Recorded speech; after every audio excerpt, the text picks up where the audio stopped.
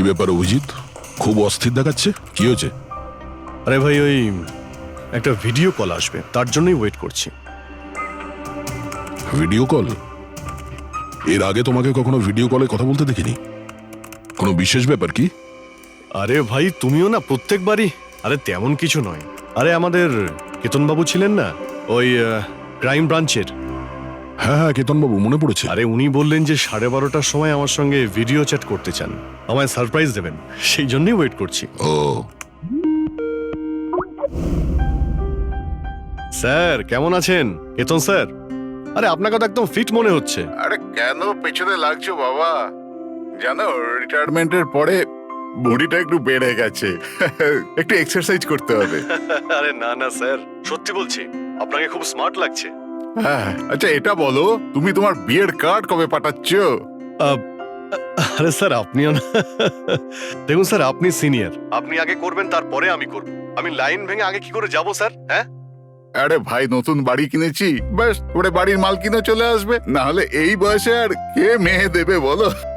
আরে স্যার, আশা নিয়েই আমরা সবাই বেঁচে আছি। কোথায় বাড়ি কিনেছেন আপনি? ফার্ম হাউস নিয়েছি ওয়াসিতে। হ্যাঁ, চলে এসো রোববার, একসাথে লাঞ্চ করব। অবশ্যই স্যার, অবশ্যই যাব। এখন তোমাকে আমি এই ঘরটা দেখাচ্ছি, দেখো ঘরটা কেমন দেখতে। এই যে দেখো,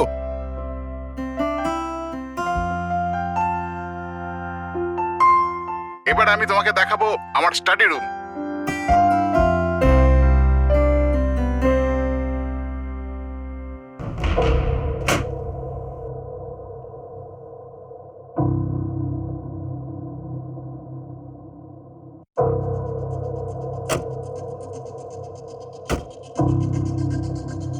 অভিজিৎ, এবার দেখো, দেখাচ্ছি তোমাকে দারুণ জিনিস, ফার্স্ট ক্লাস।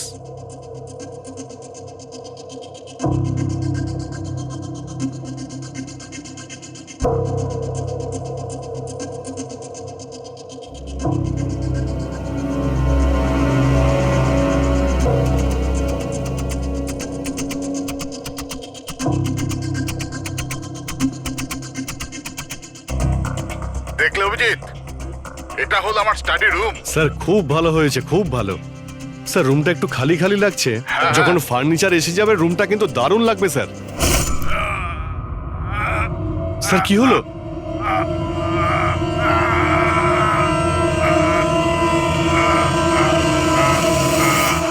ও নো স্যার! কি আরে হয়েছে? ভাই, স্যারকে কেউ ছুরি মেরে দিয়েছে। ছুরি মেরে দিয়েছে? কোথায়? কে মেরেছে ছুরি? বুঝতে পারছি না। কিন্তু তুমি তো ভিডিও চ্যাট করছিলে ওর সাথে, না? হ্যাঁ করছিলাম, কিন্তু হঠাৎ করে এই ছুরি কোথা থেকে এলো আর কিভাবে ওনার লাগলো কিছুই বুঝতে পারলাম না। কি?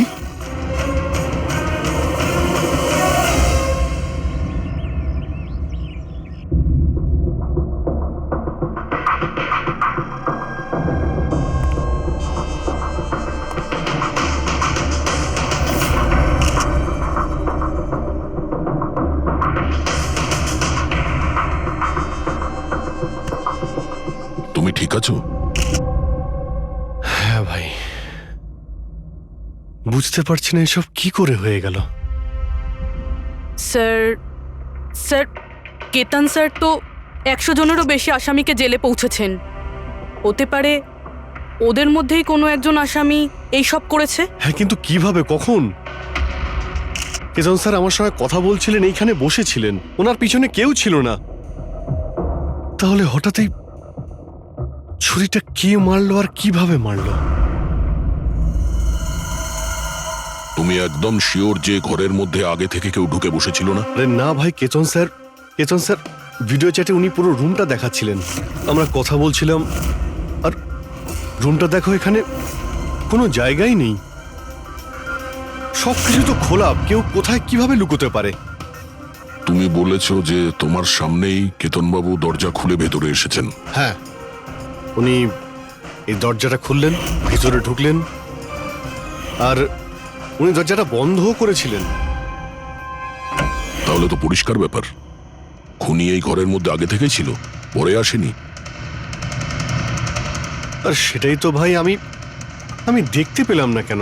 আরে আমার কথা ছাড়ো, ইনি কেন দেখতে পেলেন না? স্যার, এই রুমটাতে আসার আর কোনো রাস্তা নেই, এই দরজাটা ছাড়া। জানলা টানলা কিছুই নেই। পুরবি, এই রুমটা আবার ভালো করে চেক করো। কোনো না কোনো গুপ্তগত হতেই হবে এই রুমের। স্যার স্যার আমি 3বার চেক করেছি, প্রত্যেকটা জায়গা, প্রত্যেকটা কোণা, সবকিছুই। সত্যি এই রুমে আসার আর কোনো রাস্তা নেই। কোনো না কোনো গুপ্ত রাস্তা তো হবেই এই রুমের। কিছু গন্ডগোল আছে এখানে, না হলে এটা সম্ভব নয় যে অভিজিৎ ওই খুনিকে দেখতে পায়নি। এই কেতনবাবু এখানে একাই থাকতেন না? হ্যাঁ, একাই থাকতেন।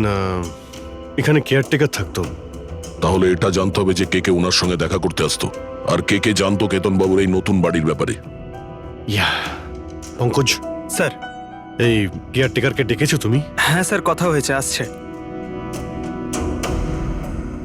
ফ্রেডি, প্রত্যেকটা ফিঙ্গারপ্রিন্ট নেবে, একটাও যেন বাদ না যায়। হ্যাঁ স্যার, প্রতিটা কোণের ফিঙ্গারপ্রিন্টস তুলে আনবো স্যার। স্যার, আমি তো দুদিনের ছুটিতে গেছিলাম। আমি কি করে জানবো যে এরকম এত বড় একটা ঘটনা ঘটে যাবে? তুমি ছাড়া এখানে আর কে কে আসতো? কেতন স্যার আর কার্পেন্টার, কতজন কার্পেন্টার ছিল? 3টে। আর কতদিন ধরে কাজ করছিল? প্রায় 1 মাস ধরে। 1 মাস ধরে? তার মানে ঘরের কোনা কোনা ওরা জানতো। এই কার্পেন্টার কেতনবাবু কোথা থেকে এনেছিলেন? ওনার পরিচিত ছিল নাকি কেউ পাঠিয়েছিল? না স্যার, ওরা কেতন স্যারের জানাশোনা লোক ছিল, কারণ ওরা কেতন স্যারের আগের বাড়িতেও কার্পেন্টারের কাজ করেছে। তুমি শিওর যে আর কেউ আসেনি? না স্যার। হ্যাঁ, মনে পড়েছে স্যার, 2জন অচেনা লোক এসেছিল। একজন কোনো এক ইন্টারনেট কোম্পানি থেকে এসেছিল, আর দ্বিতীয়জন ওয়াটার পাইপলাইন চেক করতে এসেছিল। ওরা পুরো বাড়ি ঘুরে দেখেছিল। স্যার এর জন্য আমাকে বকেছিলেন। কেন বকেছিলেন? কেননা আমি ওদের ভেতরে আসতে দিয়েছিলাম। স্যারের ওই 2জনের প্রথম থেকে আসার কোনো খবর ছিল না,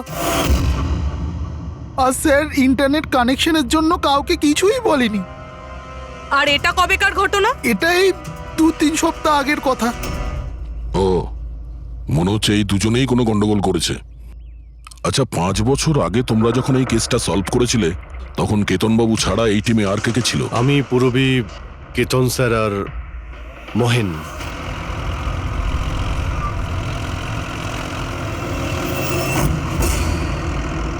ওই মহিলার প্রাণের ঝুঁকি আছে, আর ওইখানে আশেপাশেই আছে। হ্যাঁ স্যার, তাড়াতাড়ি পৌঁছে যাব।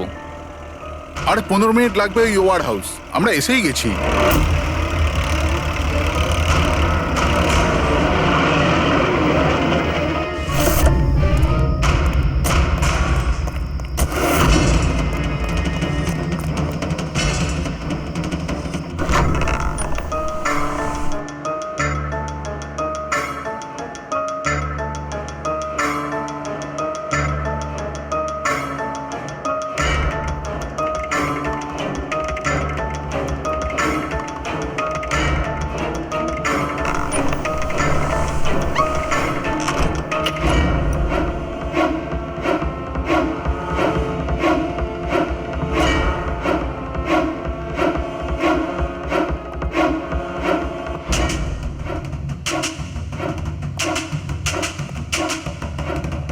স্যার, এখানে তো কোনো মহিলাকে দেখতে পাচ্ছি না, আর ওই অপরাধীও নেই। ওটা কোনো মিথ্যে কল ছিল না তো? কোনো কারণ তো হবেই যে কেউ আমাদের ফোন করে এখানে ডাকলো, আর সেই কারণ এই আশেপাশেই আছে।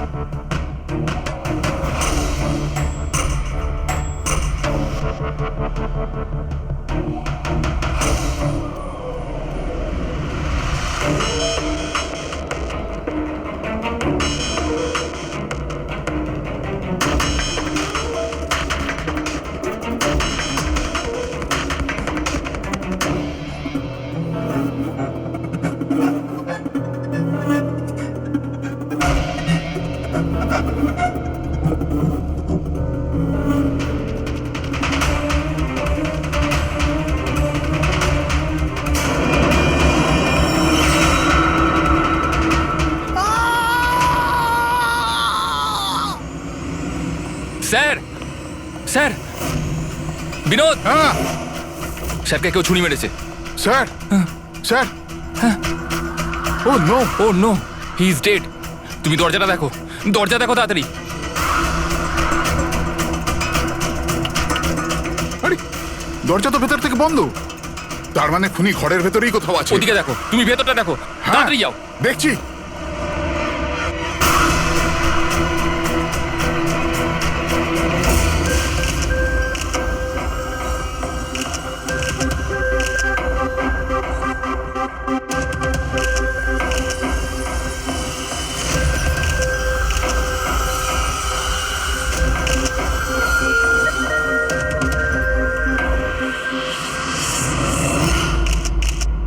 তাহলে এখানে কেউ ছিল না? হ্যাঁ, স্যার সত্যি বলছি, এখানে মেহেন স্যার আর আমাদের ছাড়া আর কেউ ছিল না। বুঝতেই পারছি না যে খুনটা করলো কি। আচ্ছা আপনারা এখানে এসেছিলেন কেন? স্যার একজন মহিলা ফোন করেছিলেন যে ওনার প্রাণ বিপদে আছে, ওনাকে বাঁচাতেই আমরা এখানে এসেছিলাম। কিন্তু এখানে তো কোনো মহিলা ছিলই না, আর ফোনটাও একটা প্রাইভেট নম্বর থেকে করা হয়েছিল। আচ্ছা, এগুলো একটা ষড়যন্ত্র, প্ল্যান করে করা ষড়যন্ত্র। স্যার এই যে এখানকার ওয়াচম্যান স্যার। তুমি গোডাউন কটায় বন্ধ করেছিলে? স্যার রাত 10টার সময়। সেই সময় এখানে কেউ ছিল? না স্যার, ভালো করে চেক করেছিলাম, কেউ ছিল না। আপনারা এই রুমের দরজাটা খোলা রাখেননি তো ভেতরে আসার পরে? না, ভেতরে ঢুকতেই আমরা সবার আগে দরজাটা ভেতর থেকে বন্ধ করে দিয়েছিলাম। স্যার খুন হওয়ার পরেও আমরা দরজা চেক করেছিলাম, ভেতর থেকে বন্ধই ছিল। খুনি আগে থেকেই ভিতরে ছিল, কেতন স্যারের বাড়ির মতো। একটাই দরজা যেটা বন্ধ ছিল, আর কোনো জানালা নেই। তাহলে খুনি গেল কোথায়? স্যার আবারও একজন এমন অফিসারের খুন হয়েছে যাকে আমরা চিনি।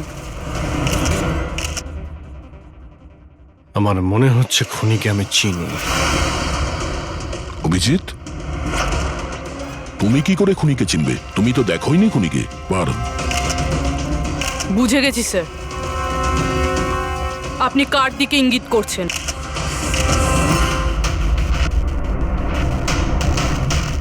তুমি জানো এসব কি? হ্যাঁ, এটা এশিয়ার নামকরা ক্লাসিক আর্টওয়ার্ক, কিন্তু এসবের এই কেসের সঙ্গে কি সম্পর্ক? যেটাকে তুমি এশিয়ার বিখ্যাত আর্টওয়ার্ক ভাবছো, সেটা আর্টওয়ার্ক ঠিকই, কিন্তু অরিজিনাল নয়। এটা ডুপ্লিকেট, নকল। এগুলো নকল, কিন্তু দেখতে তো একদম। দেখতে একদম আসল, অথচ এটা নকল। কিন্তু এই আর্টওয়ার্কের এই দুটো মার্ডারের সঙ্গে কি সম্পর্ক? এটা 5 বছর আগের কথা দয়া। তোমার এটা মনে আছে তুমি আর এসিপি স্যার ডেপুটেশনের জন্য দিল্লি গিয়েছিলে? সেই সময় কিছুদিনের জন্য আমি আর পুরবী একটা কেসে ক্রাইম ব্রাঞ্চের হয়ে কাজ করেছিলাম। হ্যাঁ হ্যাঁ হ্যাঁ, কিছু কিছু মনে পড়ছে। এটা সেই কেস না যাতে কেউ নকল আর্টওয়ার্ক বানিয়ে সেটাকে বেশি দামে বেচার চেষ্টা করছিল? কারেক্ট। এই আর্টওয়ার্ক সেই বানিয়েছে, মিখেল। ওর নাম মিখেল।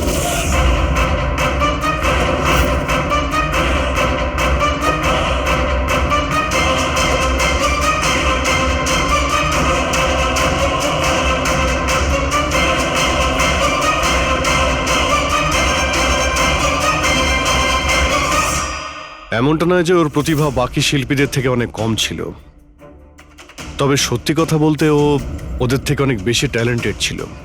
আর সেই জন্যই হয়তো ও একদিন ভেবেছিল যে অরিজিনাল পেন্টিং তো সবাই বানাতে পারে, কিন্তু অরিজিনালের মতো সেম কপি বানানো সবার পক্ষে সম্ভব নয়।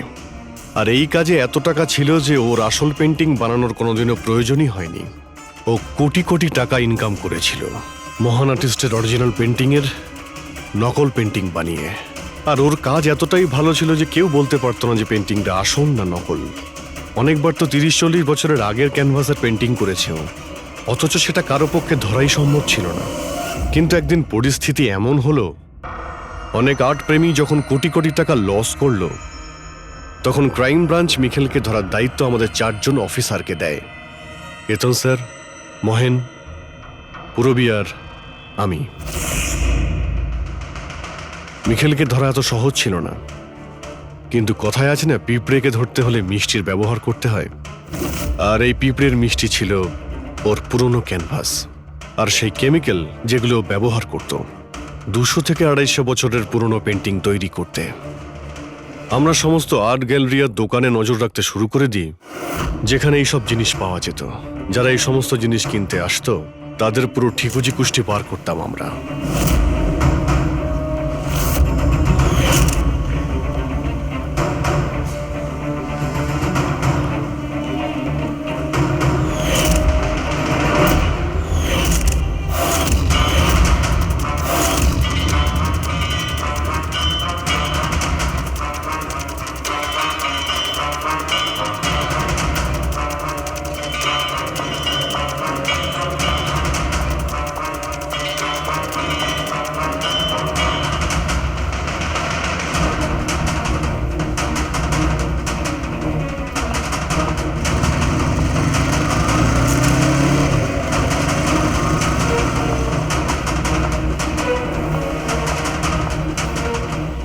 এই যতগুলো ছবি পাঠাচ্ছি প্রত্যেকের ডিটেলস আমার লাগবে।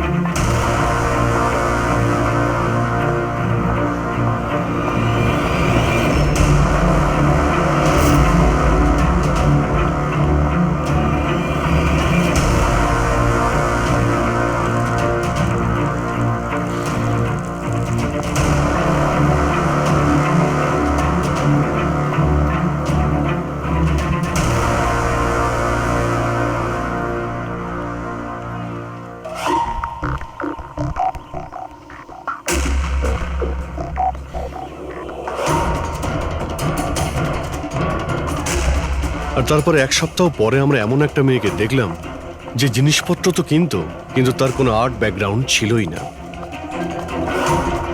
নিশ্চয়ই কোনো গন্ডগোল আছে স্যার।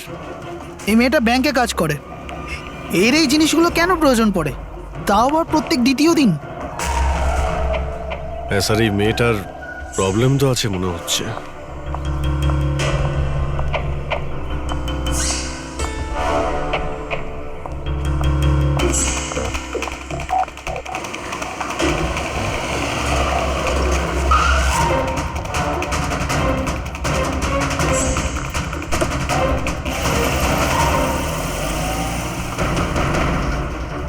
এই মেয়েটার একটু গন্ডগোল আছে, ওর পিছু নাও, দেখো কোথায় যাচ্ছে।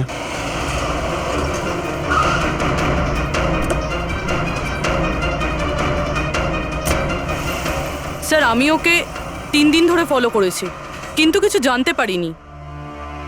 কারণ ও এই সমস্ত জিনিস নিয়ে ওর বাড়ি চলে যেত, কিন্তু 4র্থ দিন ও অন্য কোথাও গেল।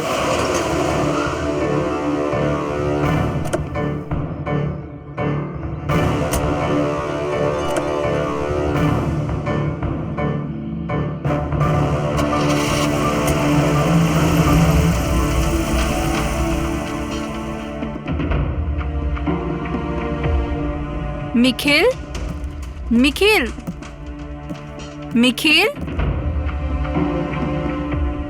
নিখিলও না, এখনো লাঞ্চটাও করেনি।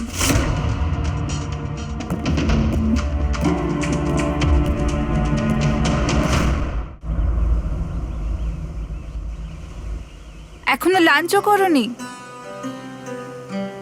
এত কি কাজে ব্যস্ত থাকো যে খাওয়ার টাইম থাকে না? তোমায় দেখলেই তো আমার পেট ভরে যায়। জানো, বেবিকে মাখন লাগানোর না, এটা অনেক পুরনো আইডিয়া। মাখন নয়, সত্যি বলছি, তোমার মতো ভালোবাসতে পারে এমন জীবনসাথী কোথায় পাবো আমি, যে আমার জন্য নিজেকেও বিপদে ফেলতে পারে। আমি তো তোমার জন্য নিজের জীবনটাও দিতে। খবরদার, এরকম কথা যদি আরেকবার তুমি বলেছ, যদি তোমার কিছু হয়ে যায় না, আমি এই দুনিয়াটাকে আগুন লাগিয়ে দেবো। এত ভালোবাসো আমায়? নিজের থেকেও বেশি। যদি আমি কিছু চাই, তুমি আমায় দেবে? আমি জানি তুমি আমার থেকে কি চাইবে, যে আমি কেন সবকিছু ছেড়ে দিচ্ছি না। জানোই যখন, তাহলে তুমি কেন ছেড়ে দাও না?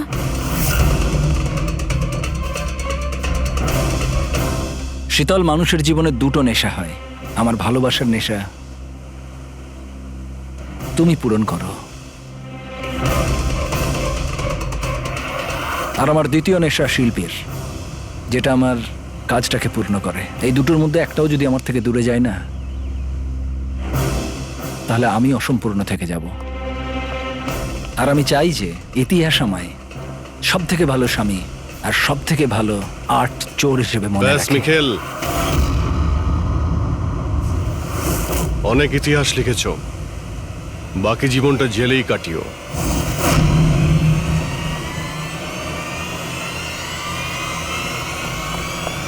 মিখেল,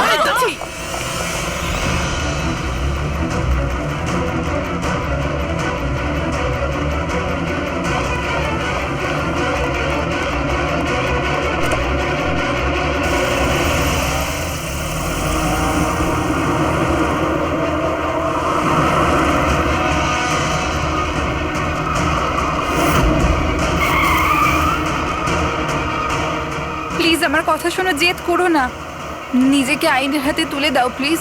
না, আমি করব না।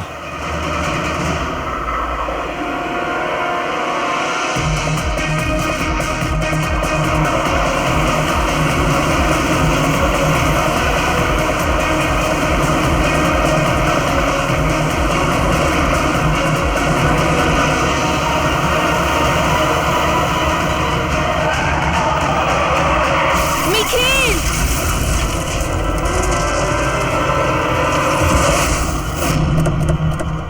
শীতল, মিখেল দাঁড়া, বলছি, দাঁড়া, শীতল! দাঁড়া। শীতল, চোখ খোলো, শীতল!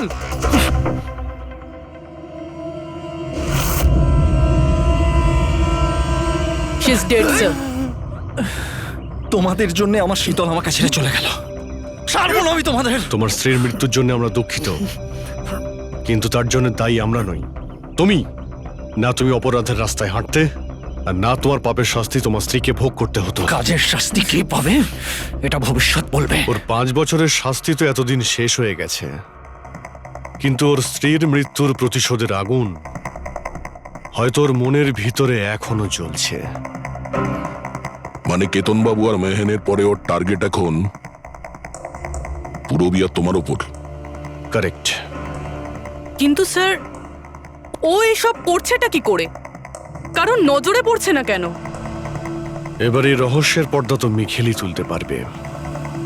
ও তোমার আর আমার কোনো ক্ষতি করার আগে মিখেলকে আমাদের ধরতেই হবে। স্যার, স্যার কেতন বাবুর বাড়ি থেকে যে ফিঙ্গারপ্রিন্টসগুলো পেয়েছিলাম, ওটা কারোর সঙ্গে ম্যাচ হয়েছে? স্যার ওই ওয়াটার পাইপলাইনে যে কাজ করে সে নির্দোষ হলেও যে লোকটা ইন্টারনেটের কাজ করে সে খুব গোলমেলে। এই ইন্টারনেটের লোকটা কে? Sir Ramen sir. Sir sir পুরনো পাপি স্যার, এই তো 6 মাস আগে ও অথর রোড জেল থেকে ছাড়া পেয়েছে স্যার। Arthur road jail? ওই মিখেলকে তো ওই জেলেই রাখা হয়েছিল।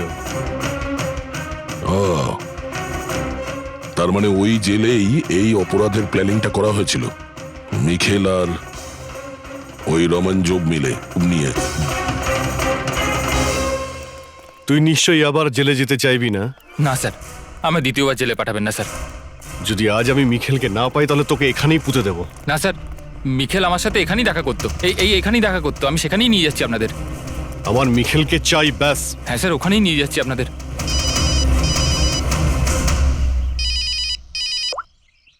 হ্যাঁ শান্তি। কি? বাবা শরীর খারাপ করছে? কিন্তু এরকম হঠাৎ? আমি তো কেসের ইনভেস্টিগেশন করতে এসেছি। কি হয়েছে? স্যার ওই বাবা একটু অসুস্থ হয়ে পড়েছে। ওই শান্তি নার্স যে আমার বাবার দেখাশুনো করে, সেই ফোন করেছিল। ঠিক আছে, তুমি যাও, আমরা দেখে নিচ্ছি। কিন্তু স্যার। যাও, আর কোনো প্রয়োজন পড়লে ফোন করবে।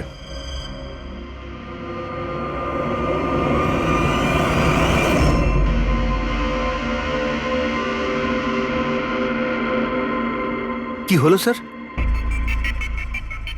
ফ্রেডি, আমি এটা ভাবছি যে আমাদের এই সিআইডির কেরিয়ারে আমরা অনেকেই ক্লোজ রুম মার্ডার সমাধান করেছি, কিন্তু তাদের মধ্যে একটা কেসও এরকম ছিল না।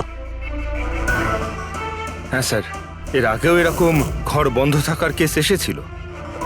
কোথাও না কোথাও তো গোপন রাস্তা খুঁজে পাওয়াই যেত খুনির আসার এবং যাওয়ার জন্য। হ্যাঁ, হয়তো রুমের মধ্যে কোনো গুপ্ত পথ থাকে, না হলে রুমের মধ্যে কোনো রাস্তা বানানো হয় খুন করার জন্য।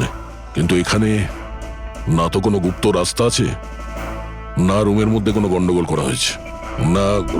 আর এই খুনি এমন যাকে দেখাই যাচ্ছে না। স্যার, আমার তো ভেবেই কিরকম মাথাটা ঘোরা শুরু হয়ে গেছে। খুনিকে দেখা যাচ্ছে না কেন? অনেক বছর আগে আমি একটা সিনেমা দেখেছিলাম যেখানে হিরো একটা গ্যাজেট লাগিয়ে অদৃশ্য হয়ে যেত, কিন্তু ওটা তো সিনেমা ছিল না স্যার।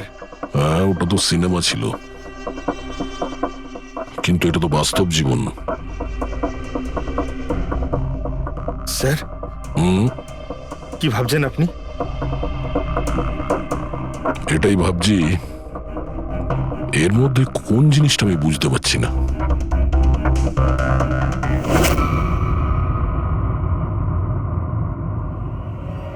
ও মাই গড, তার মানে এই ব্যাপার।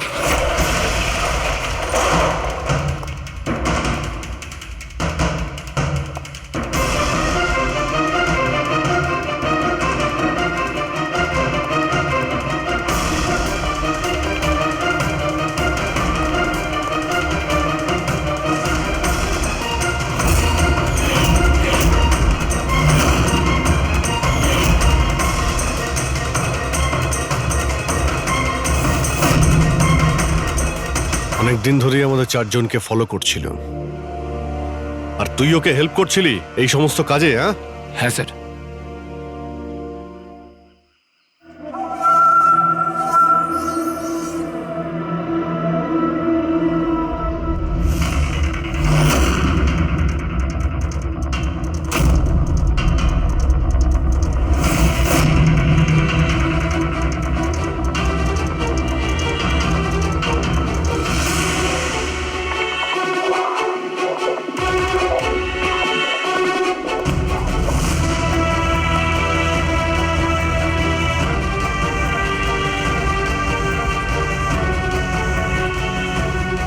কিন্তু এই ওয়ালপেপার, ফার্নিচার, এসবের ছবি কেন নিয়েছিলি? হ্যাঁ, ওই মিখেল যেমন যেমন বলেছিল আমি সেরকমই ছবি নিয়েছিলাম স্যার। ব্যাস, আমি শুধু জানতাম না এই ছবিগুলো নিয়েও কি করবে স্যার।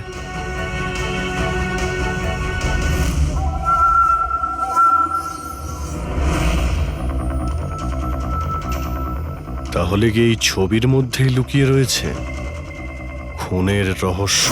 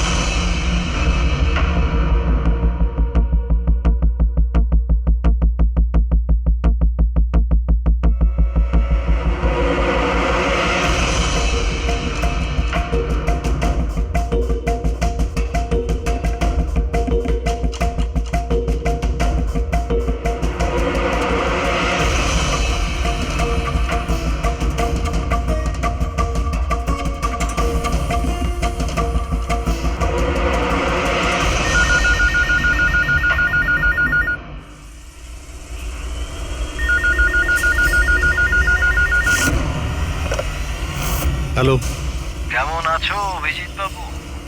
মিখেল। এই ব্যাপার, এতদিন পরেও তুমি আমার গলার আওয়াজ ভুলোনি। এমনিতে আমি জানতাম যে তুমি আমার বাড়ি পর্যন্ত নিশ্চয়ই পৌঁছবে। ইন্টেলিজেন্ট তুমি, কিন্তু সরি, তোমাকে স্বাগত জানাতে আমি বাড়িতে ছিলাম না। তোকে স্বাগত তো জানাবে সিআইডি, যখন আমরা তোকে আরেকবার ধরে জেলে নিয়ে যাব। জেল তো আমি তখন যাব না যখন তোমাদের নজরে আমি আসব। তার আগে এই ধাঁধাটা তো সমাধান করো যে আমি তোমাদের এমনিতে নজরে কেন আসছি না। কি হলো, কি ভাবনায় পড়ে গেলে? আমি জানি তুমি ইন্টেলিজেন্ট, কিন্তু এতটাও ইন্টেলিজেন্ট নও যে এই কেসটাকে সমাধান করো। কেসটা তো তোমার আর পুরবীর মৃত্যু। রক্ত দিয়েই শেষ হবে। মিখেল, রাগ নয় অভিজিৎ বাবু, রাগ করে কেন নিজের বিপি বাড়াচ্ছ? চলো একটা ছোট্ট তোমায় হিন্ট দিয়ে দিই। আমায় তুমি সেখানেই দেখতে পাবে যেখানে এই গল্পের শুরু হয়েছিল, যেখানে শীতলকে তুমি আমার থেকে ছিনিয়ে নিয়েছিলে। পুরবি মারা যাওয়ার আগে তো নিশ্চয়ই পৌঁছতে পারবে। মিখেল, মিখেল, হ্যালো পঙ্কজ, তুমি এক্ষুনি পুরবীকে ফোন করো, ওকে বলো বাড়িতে থাকতে, বাইরে বের না হতে।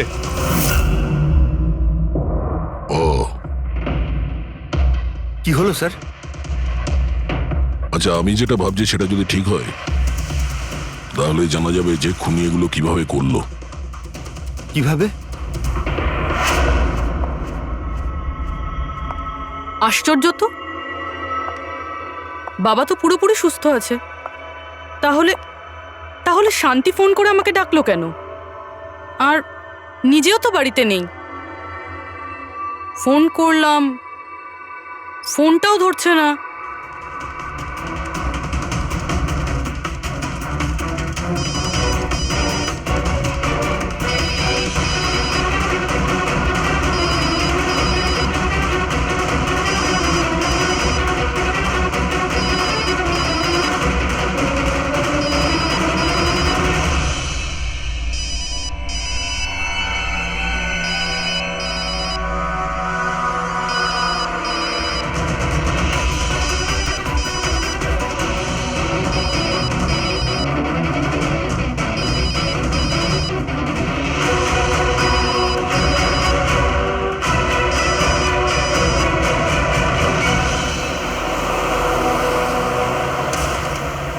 স্যার এই পুরবি তো ফোনই তুলছে না।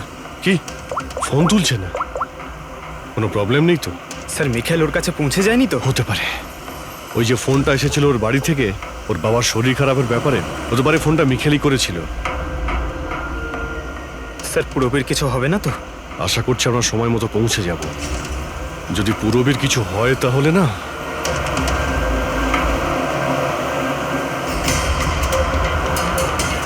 এসে গেছি। এটা সেই জায়গা যেখানে মিখেলের ওয়াইফ মারা গিয়েছিল।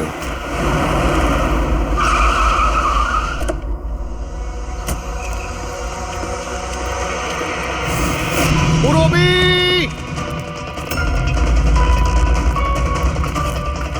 পুরবি!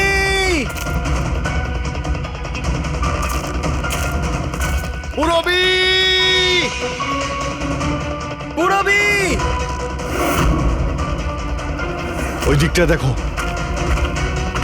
পুরবি! পুরবি!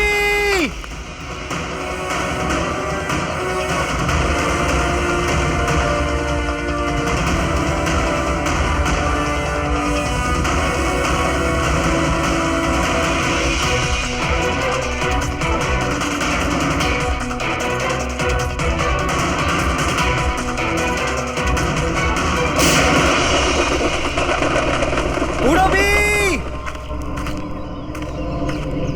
পুরবি!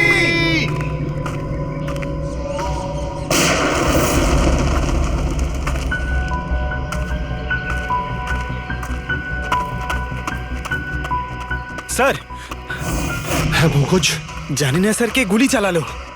পুরবীকে পেলে? পুরবি ওখানে স্যার।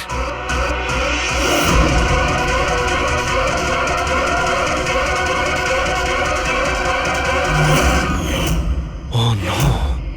পঙ্কজ, অ্যালার্ট থাকবে। আমাকে কভার করো, আমি যাচ্ছি পুরবীর কাছে।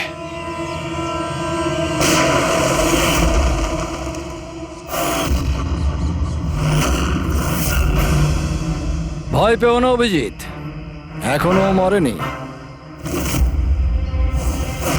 কিন্তু যদি ওর কাছে যাওয়ার চেষ্টা করো তাহলে আমার আঙুল ট্রিগারের ওপর আছে, আর গুলিটা তো তোমার থেকে তাড়াতাড়ি পৌঁছবে। মিখেল, গুলি চালিও না। দেখো, তুমি প্রতিশোধ নিতে চাও তো? দেখো আমি এসে গেছি, তুমি পুরবীকে যেতে দাও। খবরদার, কোনো চালাকি নয় অভিজিৎ, কারণ তুমি আমাকে দেখতে পাবে না, কিন্তু আমি তোমায় ভালো করে দেখতে পাবো।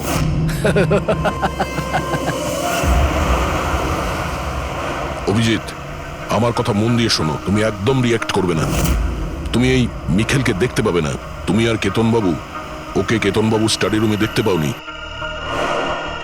মাহান ওকে আর্ট ওয়্যার হাউসে দেখতে পাইনি। পূরবী নিজে ওকে ওর ঘরে দেখতে পাইনি। কেন? কারণ ওকে দেখা সম্ভব নয়। ও যেখানে যেখানে অন্যায় করে সেখানকার কোণে কোণে ও লুকিয়ে পড়ে। ওই রুমে, ওই ডেকোরেশনে ও এমন ভাবে লুকিয়ে পড়ে কেউ বলতেই পারবে না যে ও আর্ট পিস না, একজন মানুষ। কেতনবাবুর রুমে ও ও ওয়ালপেপার হয়ে গেছিল, ওয়ালপেপার।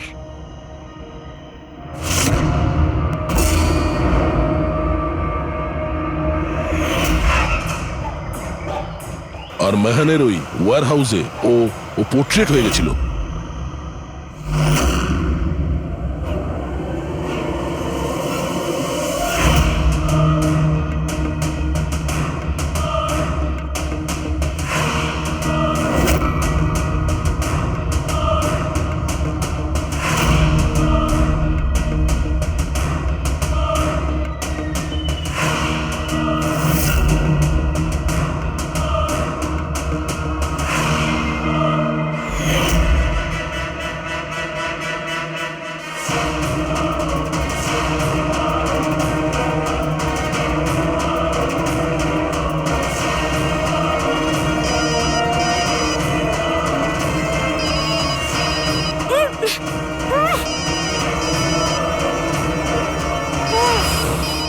এটা আমি তখনই বুঝতে পারলাম যখন ওয়্যার হাউসের ক্রাইম সিনের ফটোগুলো আমি দেখলাম।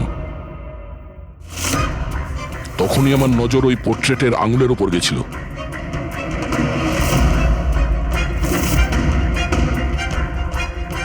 ও পোর্ট্রেট ছিল না, ওই মিখেল ছিল, মিখেল।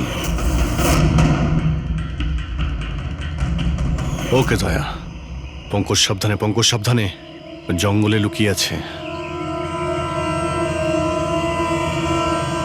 পঙ্কজ, তুমি এখানেই থাকো, পূরবীর দিকে নজর রাখবে। মিখেল, আমরা কিছুই করব না, আমরা এখান থেকে চলে যাচ্ছি।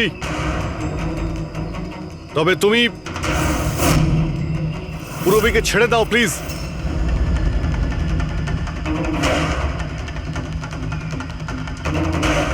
দেখো, এসব করে আর কোনো লাভ নেই। আমি এখানে এসে গেছি, তুমি তুমি বলো কোথায় যেতে হবে, আমি চলে যাচ্ছি। বাস, আগে এগোবে না অভিজিৎ, আমার সাথে গেম খেলা বন্ধ করো। ঠিক আছে, ঠিক আছে, গুলি চালিয়ে কোনো লাভ নেই, আমরা এখান থেকে চলে যাচ্ছি। কিন্তু তুমি তুমি কি চাও মিখেল? যা কিছু হয়েছিল সেটা সেটা তো হয়ে গেছে, কিন্তু এসব করে তুমি কি পাবে? হ্যাঁ,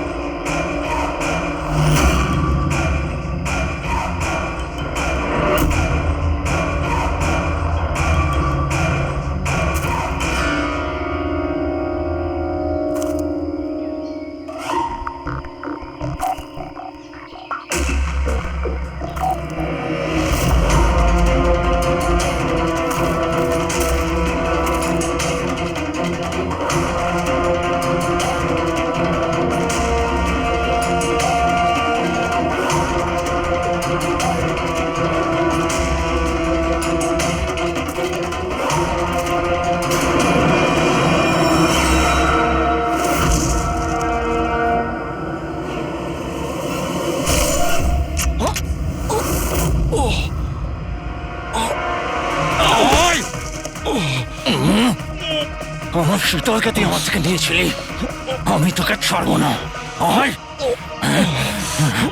আমার শীতলকে দূরে করেছিলি।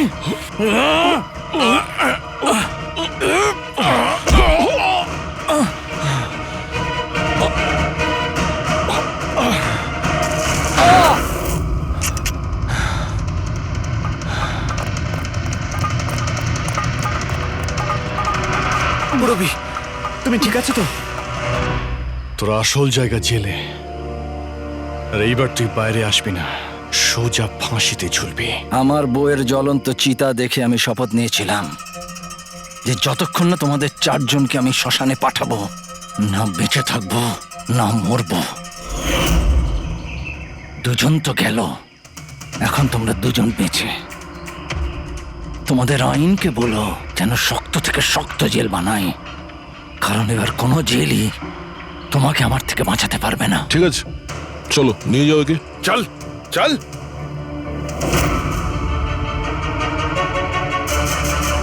আসবো, ফেরত আসবো।